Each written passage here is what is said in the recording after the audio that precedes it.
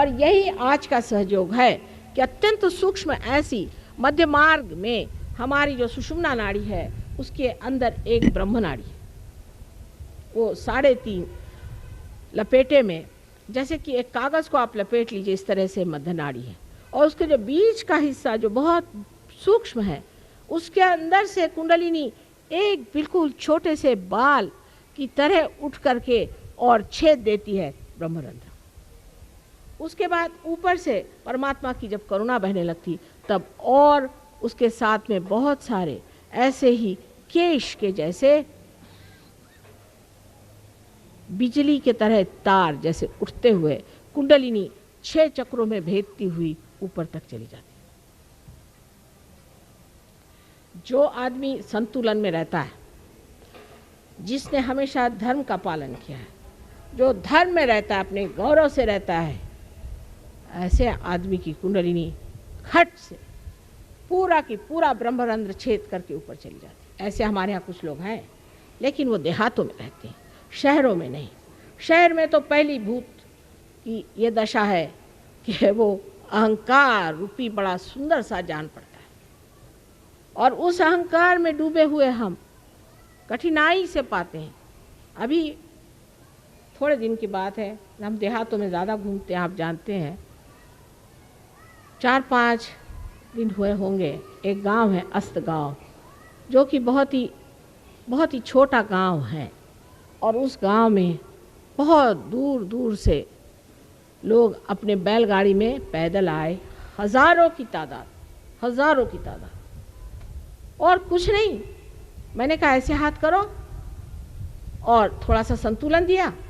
बताओ कितनों के हाथ में ठंडक आ रही, सबके सबने हाथ उठा दिए और सबने बता दिया कि हमने पार हो गए, और बस खुश हो गए, उनकी शक्लें बदल गई।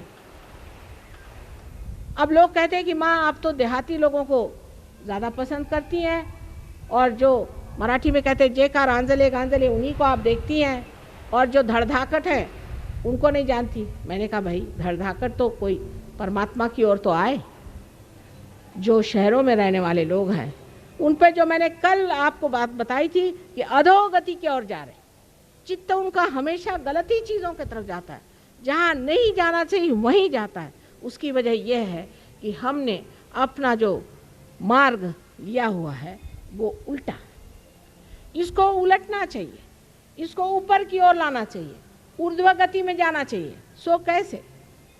पूरी सिस्टम बदलना चाहिए। मैंने कल आपसे कहा जब तक ये पूरी सिस्टम नहीं बदलेगी तब तक हम लोग ठीक नहीं हो सकते, और ये बदलना हम लोगों का कार्य है कि जब हम योगी जन हो जाएंगे तो अपने आप सिस्टम बदल जाएगी। आखिर सिस्टम भी तो इंसान ने बनाई है, और दूसरी सिस्टम भी यही योगी जन बनाएंगे, जहाँ हम ऊर्ध्व गति को प्राप्त होंगे।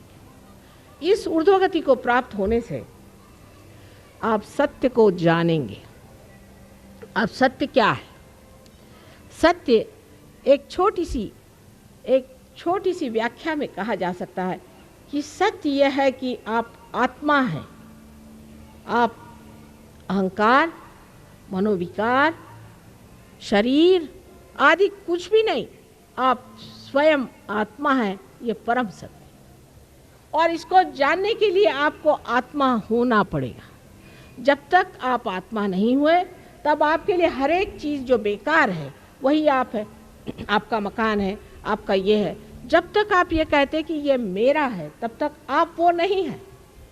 जब तक आप कहते हैं कि मेरी मोटर है, माने आप मोटर नहीं है। लेकिन जब आत्मा आप हो जाते हैं तो आप कहते हैं माँ मैं आत्मा हूँ, मैं आत्मा हूँ, ये सत्य। लेकिन जैसे ही सत्य हमारे अंदर प्रकटित होता है तब हमारे चित्त में क्या परिवर्तन हो जाता है? सबसे पहले तो इस आत्मा के प्रकटीकरण से जो लोग बुद्धिवादी होते हैं उनके बुद्धि में प्रकाश आता है, और जो हृदयवादी होते हैं उनके हृदय आनंद से डोलने लग जाते हैं। तो उसके बारे में मैं कल बताऊं, लेकिन आज बुद्धिवादियों की बात मैं बताती हूँ कि जो बुद्धिवादी होते हैं उनकी बुद्धि में एक प्रकाश आ जाता है, और वो देखते हैं कि यहाँ बैठे बैठे हम महसूस कर रहे हैं इन उंगलियों के अग्रों में के इस आदमी में क्या शिकायत है और हम में क्या शिकायत है, हम किस तरह से इस चीज़ को महसूस कर रहे हैं। एक बार जब शुरू में इंग्लैंड में हमने काम किया, आप आश्चर्य करेंगे, 4 साल तक हम 7 आदमियों की खोपड़ी ठीक बैठे करते रहे, परेशान हो गई तबीयत। मैंने कहा इससे अच्छा उस हिंदुस्तान में काम करे, पर क्या करें, हमारे पति की वहाँ नौकरी है, तो मैंने कहा चलो इन पे कुछ हाथ चला सके। तो 7 साल तक मार परेशान हो गए। 4 साल तक हमने 7 आदमियों पे मेहनत करी। लेकिन उस वक़्त एक साहब जब वो पार हुए तो उन्होंने कहा कि आप कहते हैं, उनको तो विश्वास नहीं होता ना कि यहाँ बैठे बैठे आप सामूहिक चेतना में जागरूक हो जाते हैं और ये सामूहिक चेतना आपके नसों पे प्रदर्शन देती है, उसकी प्रचिति देती है। तो किस तरह? मैंने कहा अच्छा तुम कोई सवाल पूछो। कहने लगा कि अच्छा मेरे पिता की चिट्ठी नहीं आई, बहुत दिन से टेलीफोन नहीं आया, मैं जानना चाहती हूँ मेरे पिता कैसे। अच्छा, मैंने कहा ऐसे हाथ करके और तुम ध्यान करो अपने पिता का। एकदम से उनकी उंगली यहाँ पर बुरी तरह से जलने लगी। कहा माँ इसका क्या अर्थ हुआ? मैंने कहा देखो बेटे, ये सब आपके पिता के चक्र हैं और ये जो है विशुद्धि चक्र है। तो अंग्रेजी में मैंने कहा कि he must be down with very bad bronchitis. और जब मैंने ऐसे कहा, उसने कहा सच बात है? मैंने कहा तो फ़ोन करो। जब उन्होंने फ़ोन किया तो उनकी माँ फ़ोन पर आई और उन्होंने यही वाक्य कहा, your father is down with very bad bronchitis. उसके बाद उनका अच्छा अब क्या करें? मैंने कहा अच्छा मैं तुमसे बताती हूँ उसको किस तरह से ठीक करना। और जब वो किया तो 1 घंटे बाद उनकी माँ का फ़ोन आया। उनका भाई पता नहीं क्या चमत्कार हो गया कि तुम्हारे फादर एकदम आधे घंटे बाद उठ के खड़े हो गए, इज़ परफेक्टली ऑलराइट। ये चित्त की कमाल, जिसे चित्त कहते हैं, ये असली चित्त है जिसमें सत्य का प्रकाश आ जाता है। यहाँ बैठे बैठे आप ये सब कार्य कर सकते हैं। आज तक मनुष्य ने कोई सा भी जीवंत कार्य नहीं किया, सब मरा हुआ कार्य हम लोग कर रहे हैं। मैंने कल ही बताया आपसे, जीवंत कार्य सिर्फ आत्मा के प्रकाश से हो सकता है, जबकि हाथों के उंगलियों के सहारे सारी कुंडलिनी उठती है। आज आपने डॉक्टर वॉरेन को सुना है, इनकी जो बातें हैं, जो भी कहा, इससे बहुत गहरे आदमी हैं। इन्होंने कम से कम कुछ नहीं तो 4-5 हज़ार ऑस्ट्रेलिया के लोगों को आत्मदर्शन दिया और इन्होंने कुल वहाँ 12 शहरों में सेंटर्स खोले हैं। सिर्फ सिडनी में ही 7 सेंटर्स हैं। इतना इन्होंने कार्य किया। और ये आदमी बिल्कुल गए बीते हालत में यहाँ आए थे, बहुत बीमार थे। इतनी समर्थता इस आत्मा ने दे दी। यही समर्थ, यही कहा जाता है मराठी में, समर्थाचिया वक्र पाहे असा सर्व भूमंडली कोण आहे। हमारे शिवाजी महाराज भी आत्म साक्षात्कारी थे। देखिए उनका जीवन कितना शुद्ध था। कर आप तुकाराम या ज्ञानेश्वर जी, नामदेव जी, गोरा कुंभार, किसी का भी जीवन देखें तो आप कहेंगे कि माँ इतने शुद्ध कैसे थे? क्योंकि आत्म साक्षात्कारी थे। आत्म साक्षात्कारी मनुष्य शुद्ध रहता है, अपने में समर्थ रहता है और किसी तरह से आशंकित नहीं रहता है। हर समय जानता है कि उसकी रक्षा परमात्मा करने वाले हैं। आपको परमात्मा के साम्राज्य में आना चाहिए। आजकल के ज़माने में ये बातें करना, लोग सोचते हैं ये निरी बेवकूफ़ी है, क्योंकि जो बेवकूफ़ होते हैं वो दूसरों को हमेशा इस तरह से समझते भी। लेकिन बात सही यह है कि जो हज़ारों वर्षों से अपने देश में कहा गया है कि आत्म साक्षात्कार को प्राप्त करिए, वो बात बिल्कुल सही है और वही बात आज मैं दोहरा रही हूँ। इन लोगों की बातों में आ करके, इन लोगों के झांसे में आ करके आप दूसरी बेवकूफ़ी कर रहे हैं। पहले इनके झांसे में आके देश को बेच डाला और अब इनके झांसे में आ करके आप अपनी जो पुरातन सबसे बड़ी चीज़, मूल्यवान चीज़ है, उसको भी खो देंगे। कुंडलिनी का जागरण करना कोई आज की बात नहीं है। मार्कंडेय को कहते हैं कि 14,000 वर्ष पहले उन्होंने कुंडलिनी का जागरण किया था।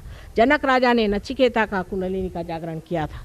उस वक़्त 1 ही 2 लोगों का जागरण होता था, क्योंकि ज़िंदगी के इस वृक्ष पर 1 ही 2 फूल लगते थे। पर आज मैं कहती हूँ कि मौसम बहार का है, हज़ारों फूल तैयार है, जिसके लिए नल दमयंती आख्यान में लिखा हुआ है कि कल युग में ही ऐसा समय आएगा जहाँ पर कि हज़ारों लोग एक सर्वसामान्य घर गृहस्थी में रहने वाले आत्म साक्षात्कार को प्राप्त होंगे। नाड़ी ग्रंथ नाम का एक ग्रंथ भृगु मुनि ने न जाने कितने हज़ारों वर्ष पहले लिखा था। उसमें स्पष्टता लिखा हुआ है कि इस तरह का समय आने वाला है जब लोगों की सहज में कुंडलिनी जागृत हो जाएगी। लेकिन कुंडलिनी की बात हज़ारों वर्ष तक लोगों ने गुप्त रखी और कही नहीं। ज्ञानेश्वर जी ने अपने ज्ञानेश्वरी में छठे अध्याय में जबकि उन्होंने गीता पे टीका लिखी, उनसे रहा नहीं गया, उन्होंने उस पर कुंडलिनी का वर्णन कर दिया। लेकिन बाद में सबको बताया गया कि वो छठा अध्याय पढ़ा न जाए, क्योंकि इनका पेट जो मारा जाएगा, जो परमात्मा के नाम पर पैसा कमा रहे हैं उनका पेट मारा जाएगा। तो उन्होंने कहा कि आप छठा अध्याय मत पढ़िए। सब्सक्राइब कीजिए कुंडलिनी जागरण को और प्रेस कीजिए बेल आइकन को, जिससे कि आपको मिल सके हमारी लेटेस्ट वीडियो सबसे पहले।